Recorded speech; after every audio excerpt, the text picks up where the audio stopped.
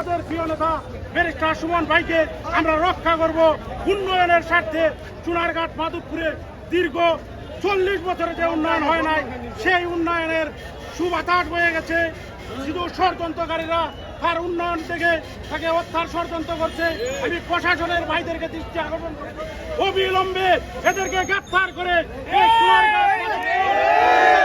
বাংলাদেশের মানুষের সামনে এদের বুক উন্মোচন করার জন্য আহ্বান জানিয়ে আমি আমার সংক্ষিপ্ত কথা শেষ করছি।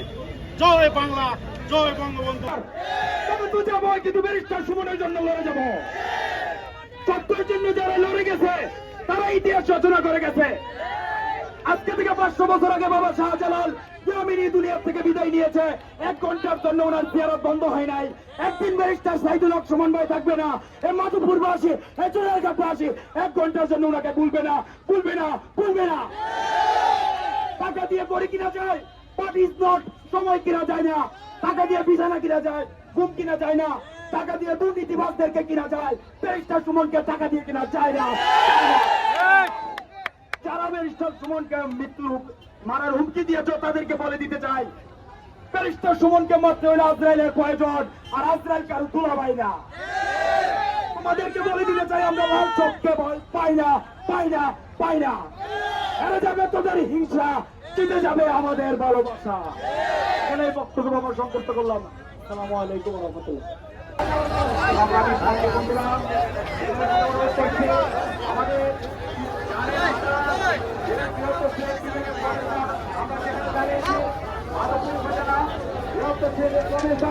আজকে আমাদের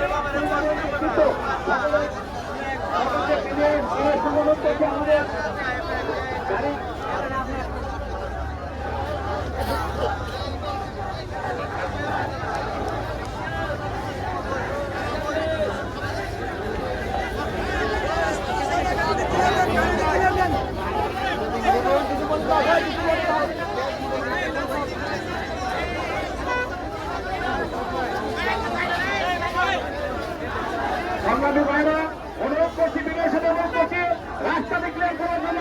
অনেক ইমার্জেন্সি রোগী আছে, অনেক ইমার্জেন্সি গাড়ি আছে, কোনো গাড়ি চালাতে যেন বিঘ্ন নাই ঘটে সেদিকে খেয়াল রাখতে হবে। আজকে আমাদের মানববন্ধ সফল করতে হবে, আমাদের মানুষের যেন কোনো চলাচলে বিঘ্ন নাই ঘটে।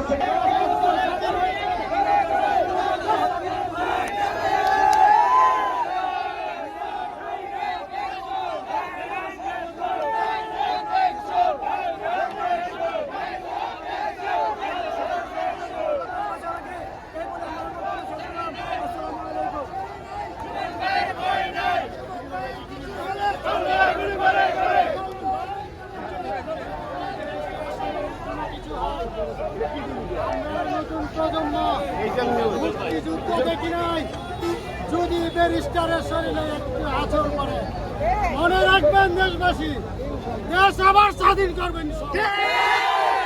ব্যারিস্টারের কোনো কিছু হয় রক্ত দিব, রক্ত যখন দিয়েছি রক্ত আরো দেবেন। ব্যারিস্টারের কোনো কিছু হয় দেশ ভঙ্গ হয়ে যাবে। আয়ানোরা সাবধান হয়ে যাও, সাবধান হয়ে যাও। ব্যারিস্টার আমাদের রক্তের মানুষ, ব্যারিস্টারের কোনো কিছু হলে দেশ বিচ্ছিন্ন হয়ে যাবে। মাধবপুরের সাথে সিলেটের সাথে দেশ বিচ্ছিন্ন করে দেবেন।